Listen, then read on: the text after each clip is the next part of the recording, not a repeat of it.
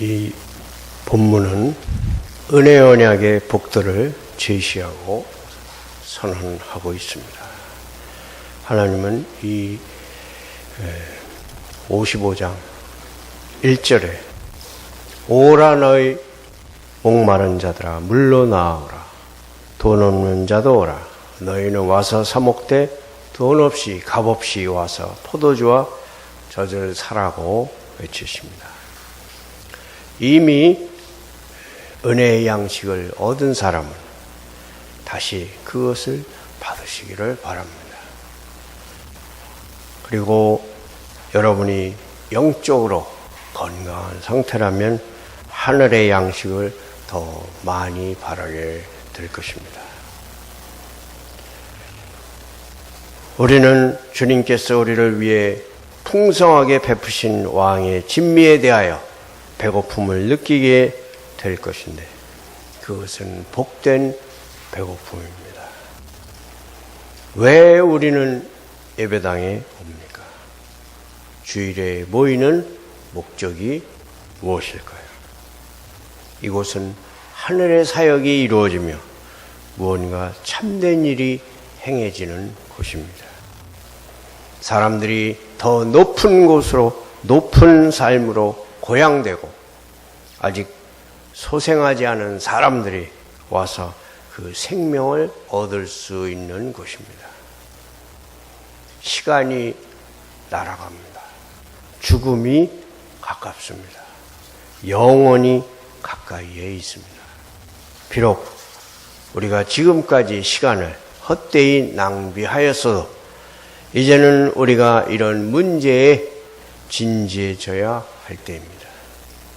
지금은 우리가 바르고 지혜로운 결정을 내려야 할 때이며 하나님께서 그토록 풍성하게 제공하신 양식을 취해야 할 때입니다. 이 4절부터 6절까지의 세 구절이 하나님의 선물, 5절은 하나님의 약속, 6절은 하나님의 권면을 제시하고 있다는 점에 주목하시기 바랍니다. 4절의 첫째로 하나님의 선물입니다. 보라 내가 그를 만민에게 증인으로 세웠고 만민의 인도자와 명령자로 삼았노라. 복음은 선물입니다. 선물이란 아무 대가 없이 주어지는 것입니다. 하나님의 선물보다 대가 없이 아낌없이 주는 선물은 없습니다. 본문이 말하는 하나님의 선물은 무엇일까요?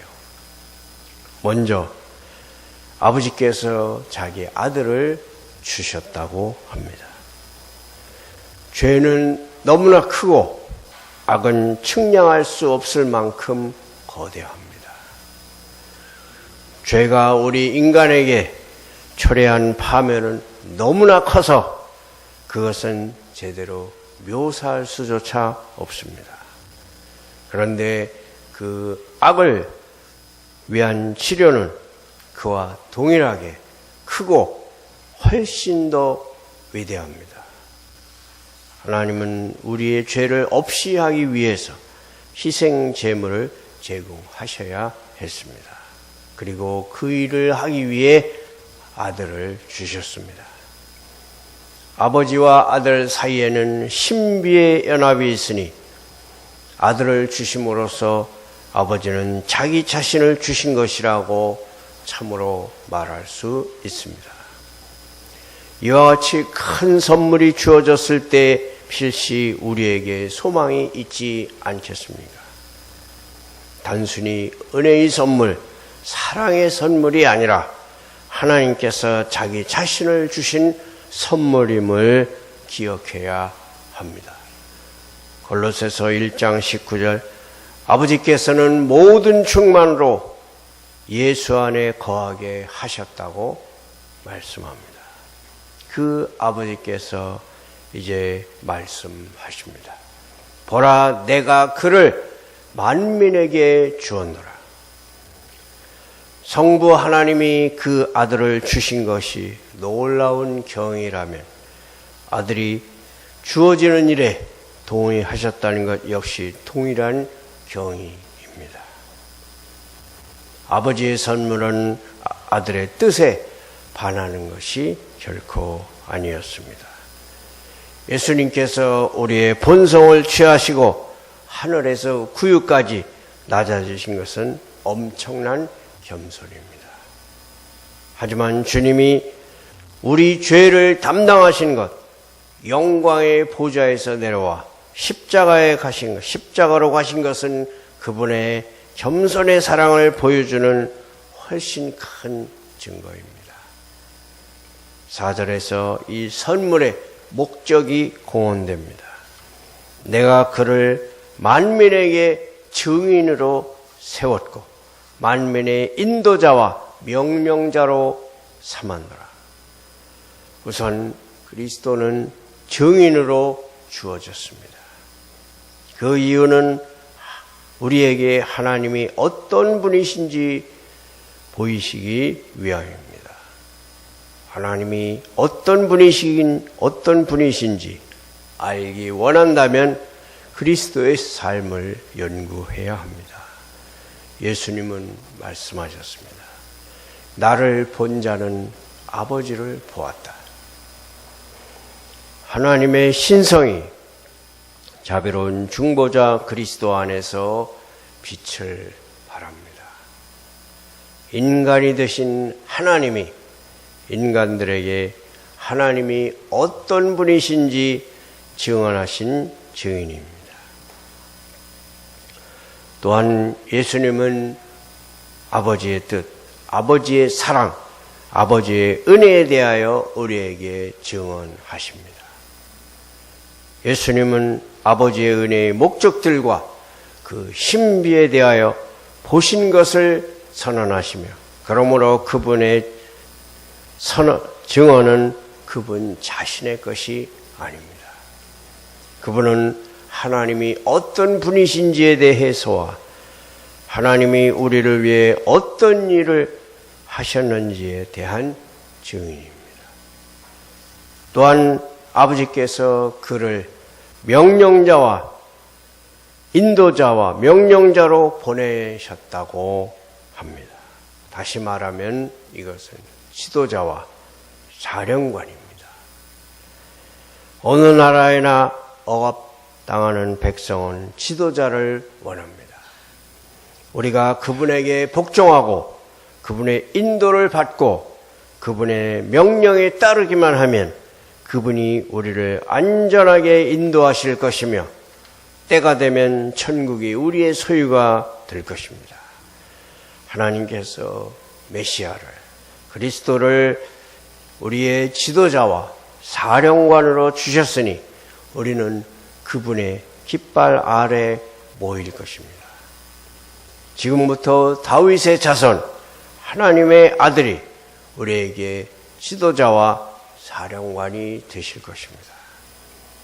하나님께서 메시아이신 예수님을 증인으로 지도자와 사령관으로 보내주신 대상은 만민입니다. 만민에게. 그것은 모든 종류의 사람을 의미합니다. 우리 주님은 모든 계층과 모든 조건에 있는 사람들에게 인도자와 명령자입니다. 왕들 역시 그들이 원하기만 하면 그분을 따를 수 있습니다. 농부들과 천민들도 그분을 따를 수 있습니다. 예수님은 잃어버린 자들과 낮은 자들을 기꺼이 받아주시며 가장 가난한 이들까지도 받아주십니다. 그분은 깊은 나락에 빠진 이들을 기꺼이 끌어올려 주시기를 원하십니다. 원하는 자는 값없이 생명수를 받으라고 그분이 말씀하십니다. 예수 그리스도는 만민의 인도자와 명령자입니다. 하나님은 선물로 우리에게 하나님의 아들을 구주로 주셨습니다. 하나님의 선물로 그리스도를 받아들이시기를 바랍니다. 두 번째로 5절에 하나님의 약속입니다. 이 본문에서 두 번째 우리가 생각할 주제는 이 인도자와 명령자에게 하나님의 약속이 있다는 것입니다.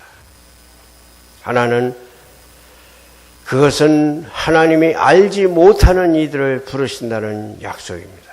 보라, 네가 알지 못하는 나라를 네가 부를 것이라. 그 백성은 죄에 너무 깊이 빠져 있기 때문에 마치 그리스도께서 그들을 전혀 모르시는 것처럼 보입니다. 타락하고 죄 많은 남자와 여자들이 부름을 받을 수 있으며 구원을 받을 수 있습니다. 그 백성이 죄와 타락으로 인해 너무 멀어진 듯이 보이고 심지어 영혼들을 사랑하시는 위대하신 그분도 그들을 알지 못하시는 것처럼 보이지만 그분이 그들을 부르실 것이라는 약속이 있습니다. 주님은 그들을 효과적으로 부르실 것이며 그들은 주님에게로 올 것입니다. 또한 두 번째로 약속의 다음 부분은 그리스도께서 그분을 알지 못하는 자들을 그분에게 달려오게 하실 것임을 선언합니다. 그리스도에 관하여 전혀 알지 못하던 사람들, 그분에 대해 알기를 원치 않던 사람들이 갑자기 그분에 대하여 듣고는 그분에게로 달려올 것입니다. 하나님은 인간의 의지를 훼손하지 않으시면서도 여전히 하나님의 뜻을 이루실 수 있습니다. 하나님은 그리스도께 하신 이 약속을 이루실 수 있습니다.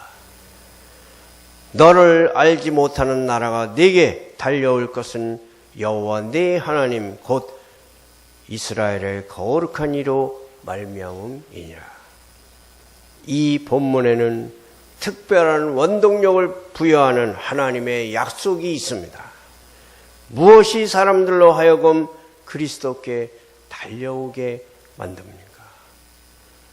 너를 알지 못하는 나라가 네게 달려올 것은 여호와 네 하나님 곧 이스라엘의 거룩하신 이로 말미암음이니라. 이는 그가 너를 영화롭게 하였느니라. 영화롭게 된 그리스도가 사람들로 하여금 그에게 달려오게 만드십니다. 그리스도께서 여러분의 마음에서 영화롭게 되실 때 여러분은 그분에게 달려갈 것입니다. 여러분은 하나님의 아들에게 원수였지만 주님은 강렬한 사랑 때문에 이 땅에 오셨고 사셨으며 수고하셨고 그리고 죽으셨습니다. 경건하지 않은 자들이 그분으로 인하여 구원을 얻을 수 있도록 그분의 전 삶을 희생하셨습니다. 그분 자신을 위하여 어떤 유익을 얻기 위해서가 아니라 순수한 긍휼과 넘치는 사랑으로 그분은 아버지의 징계를 감수하셨고 피와 같은 땀방울을 흘리셨으며 인간의 구원을 위하여 고난을 당하시고 마침내 죽기까지 하셨습니다. 이 일을 행하신 분은 하나님의 아들이시며 영원히 복되신 하나님이십니다. 그분은 죽으시고 장사 지낸 바 되었다가 다시 살아나셨으며 이제는 하늘과 땅의 모든 권세가 그분에게 주어졌습니다. 히브리서 7장 25절은 그러므로 자기를 힘입어 하나님께 나아가는 자들을 온전히 구원하실 수 있으니 이는 그가 항상 살아계셔서 그들을 위하여 간구하심이라 말씀합니다. 그분은 술주정뱅이, 남봉꾼, 죄의 추악함이 목까지 찬 80년 묵은 죄인까지도 구원하실 수 있습니다. 그분은 말씀으로 가장 타락한 자들까지도 죄의 권세에서 구원하실 수 있습니다. 그분은 가장 방종한 자들을 순결하고 정숙하며 깨끗하게 하실 수 있습니다. 자기의 귀한 피로써 그분은 그들을 모든 죄책으로부터 구원하실 수 있고 죄의 세력으로부터 구원하실 수 있으며 죄의 형벌로부터 구원하실 수 있습니다. 그리하여 머리부터 발끝까지 온통 더럽던 자들이 티나 주름 잡힌 것이나 이런 것들이 없는 상태로 될 것입니다. 세 번째로 6절에 하나님의 권고입니다. 6절이 제시하는 것은 하나님의 권고입니다. 너희는 여호와를 만날 만한 때에 찾으라. 가까이 계실 때에 그를 부르라. 5절과 6절의 연관성에 주목하시기 바랍니다. 너를 알지 못하는 나라가 내게 달려올 것이라. 여기에 절대적이고 무조건적인 약속이 있습니다. 그리고 바로 다음 구절이 이렇게 말합니다. 너희는 여호와를 만날 만한 때에 찾으라. 여기에 사람들을 향한 무제한의 권고가 있습니다. 사람들을 향한 권면은 가장 강력한 은혜의 교리와 모순되지 않습니다. 나라가 내게 달려올 것이라고 아버지께서 아들에게 말씀하십니다. 또한 하나님은 나라들을 향하여 말씀하십니다. 너희는 여호와를 만날 만한 때에 찾으라. 가까이 계실 때에 그를 부르라. 구원은 값없이 주어지는 것이며 하나님의 은혜의 선물입니다. 하지만 여러분은 그것을 구해야 합니다. 여러분은 그것을 위해 하나님께 부르짖어야 합니다. 여기에 크게 격려를 주는 호소가 제시되어 있음을 주목하십시오. 너희는 여호와를 만날 만한 때에 찾으라. 그것은 복음의 날입니다. 가까이 계실 때에 그를 부르라. 그것은 은혜의 날입니다. 그분은 멀리 계시지 않습니다. 그분은 멀리 떠나시고 그 뒤로 문을 닫지 않으셨으며 다시는 기도를 듣지 않으시겠다고 선언하시지 않았습니다. 바로 지금 그분은 여러분에게 아주 가까이 계십니다.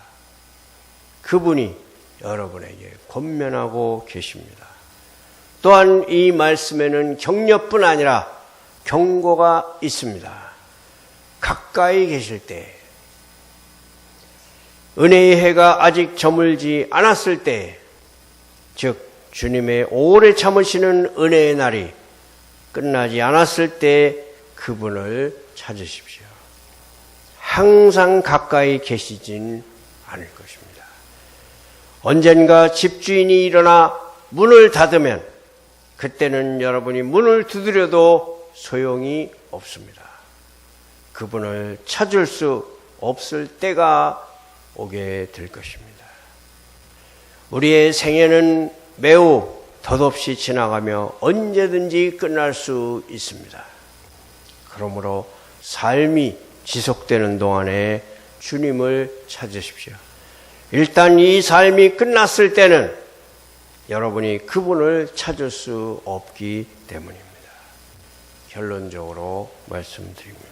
마가복음 16장 16절에 믿고 세례를 받는 사람은 구원을 얻을 것이요 믿지 않는 사람은 정죄를 받으리라고 말씀합니다. 하나님의 말씀에 그렇게 선언되었고 그 후에는 아무것도 없습니다. 주 예수 그리스도를 믿지 않는 자들에게는 소망이 없습니다. 하나님의 아들을 거부하고서 어떤 소망이 있다는 말입니까? 히브리서 2장 3절은 선포합니다. 우리가 이같이 큰 구원을 등한히 여기면 어찌 그 보응을 피하리요. 육신을 입으신 하나님이 피 흘려 죽으셨습니다. 그런데 우리가 그분에 의해 구원을 받지 못한다면 그 후에는 어떻게 되겠습니까? 오직 무서운 마음으로 심판을 기다리는 것과 대적하는 자를 태울 맹렬한 불 외에 무엇이 우리를 기다리겠습니까? 구원하실 수 있는 하나님을 믿지 않는 자는 고의로 영적인 자살을 범하는 자이며 그의 피가 그 자신의 머리 위로 돌려질 것입니다. 이 본문의 메시지에 주의를 기울이십시오. 너희는 여호와를 만날 만한 때에 찾아라. 가까이 계실 때에 그를 부르라. 반드시 그리고 즉시 그렇게 하십시오. 예수님을 믿으십시오. 전심으로 믿으십시오.